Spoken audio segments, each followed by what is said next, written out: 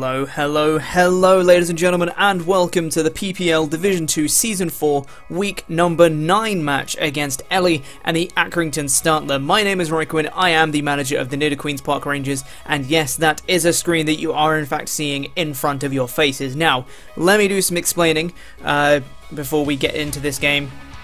Me and Ellie played, it was a good match, and we got towards the end of the game, and there was a disconnect right towards the end of the match, probably about 3 turns before the end. It disconnected, and when we were that late in the game, we couldn't recreate the game on Wi-Fi. There were too many variables that we couldn't realistically recreate.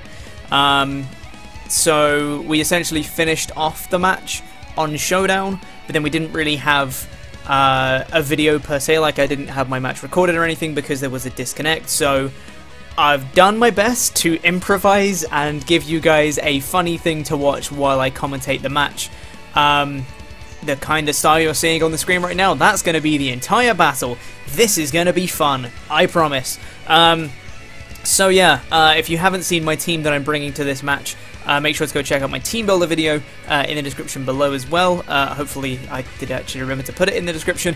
In the description as well, you can find links to the PPL fan Discord, the PPL TeePublic, the public spreadsheet, as well as links to every other manager in the PPL as well. So make sure to go check out all of those things as well. So if you don't know my team, quick rundown. I'm just bringing a Coil Arbok, yay Arbok. A physically defensive Megalovania, specially defensive Licky, expert belt Azelf, scarfed Heliolist, and a physically defensive Celesteela.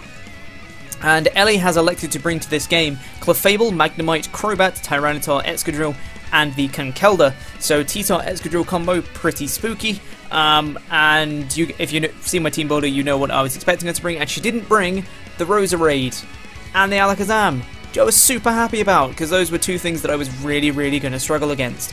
So I was really happy when I didn't see either of those. And I felt like I could deal with the team she'd brought fairly decently well, so I was feeling okay going into this matchup. Without further ado, I think we're just going to get right into this game. Thank you to Blue Road for joining my team.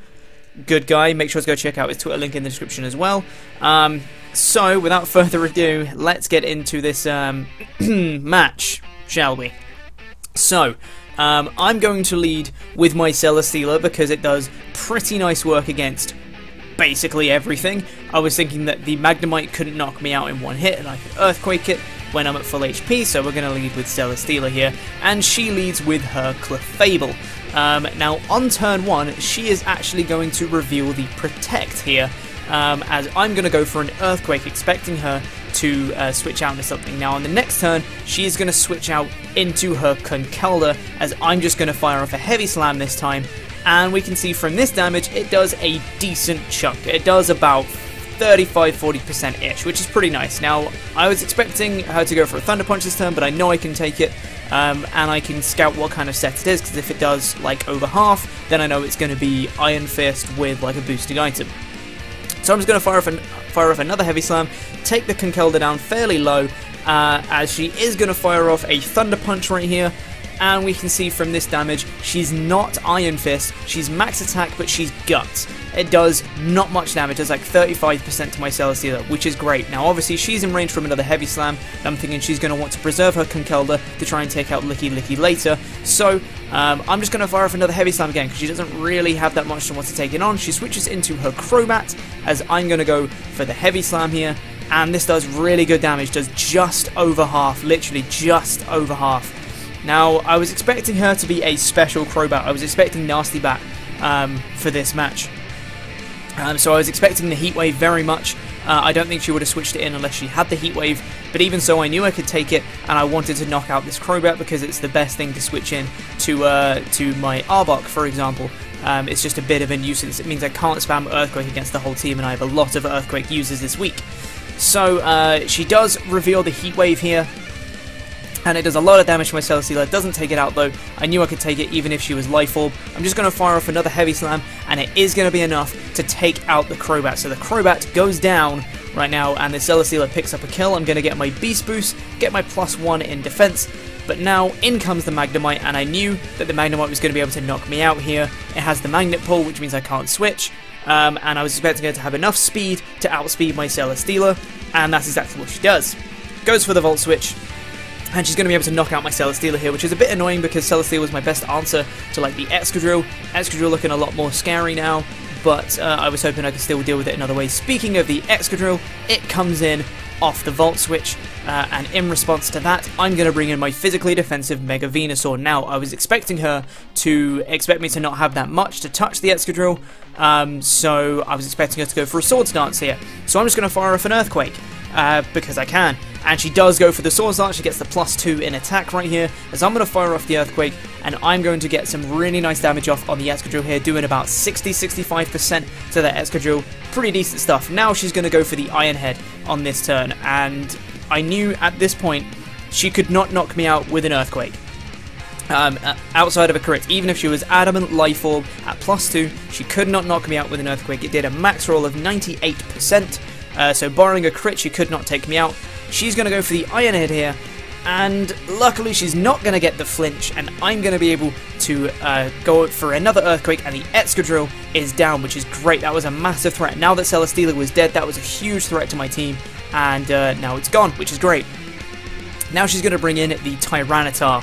Now I was expecting a Scarf Tyranitar to this match, and I was expecting a Special Tyranitar to this match. So she is going to reveal here the Dark Pulse, which reveals that she has some kind of speed investment to outspeed my Mega Venusaur. It's going to do some really nice damage, takes me down to the red. I'm just going to fire off a Giga Drain to get as much damage as I can against the T-Tar, as well as trying to get me back to enough HP so that maybe I could take another Dark Pulse, but it's not going to be quite enough to get enough HP, and she's going to go for another Dark Pulse on the next turn, and she's going to knock out my Mega Venusaur. But Mega Venusaur did well, 1v1ing the Swords Dancing Excadrill, which is pretty nice. Now, I'm going to bring in my Heliolisk on this next turn, and I'm going to go for the Volt Switch because I know she's probably going to be scared of the Focus Blast, and she might scout for it by going into her Clefable, which is exactly what happened. She switches into her Clefable.